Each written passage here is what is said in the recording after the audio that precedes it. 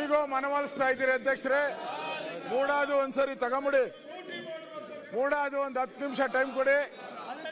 10 ನಿಮಿಷದಲ್ಲಿ ಮುಗಿಸ್ಬಿಡ್ತೀರಿ. 10 ನಿಮಿಷ ಮೂಡಾದು ಮತ್ತೆ ಪರಿಶೀಲನೆ ಮಾಡಿ ಒಂದು ಅವಕಾಶ ಕೊಡಿ.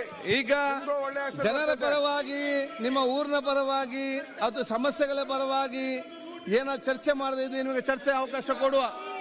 ನೀವು ಜನರ ಬಗ್ಗೆ ಚರ್ಚೆ ಮಾಡ್ಲಿಕ್ಕೆ ಕೇಳ್ತಾ ಇಲ್ಲ. ನಾನೇನ್ ಮಾಡ್ಲಿ? ಅಭಿವೃದ್ಧಿ ಬಗ್ಗೆ ಚರ್ಚೆ ಮಾಡ್ಲಿಕ್ಕೆ ನೀವು ಕೇಳ್ತಾ ಇಲ್ಲ. ನಾನೇನ್ ಮಾಡ್ಲಿ?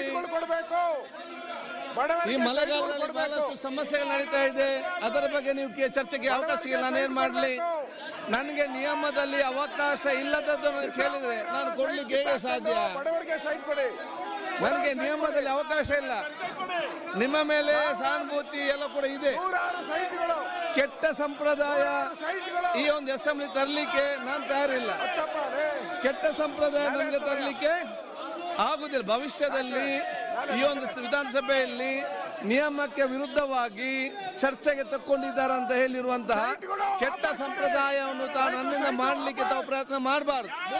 ನಮ್ಗೆಲ್ಲರಿಗೂ ಕೂಡ ಸಹಕಾರ ಕೊಟ್ಟು ಈ ರಾಜ್ಯದ ಜನರ ಹಿತಾಸಕ್ತಿ, ಈ ರಾಜ್ಯದ ಜನಶತ ಸಮಸ್ಯೆಗಳು, ಈ ರಾಜ್ಯದ ಅಭಿವೃದ್ಧಿ, ಈ ರಾಜ್ಯದ ಏಕತೆ ಸಂಬಂಧಪಟ್ಟಾಗೆ ಚರ್ಚೆ ಮಾಡೋದೆಲ್ಲ ಅವಕಾಶ ಮಾಡಿ.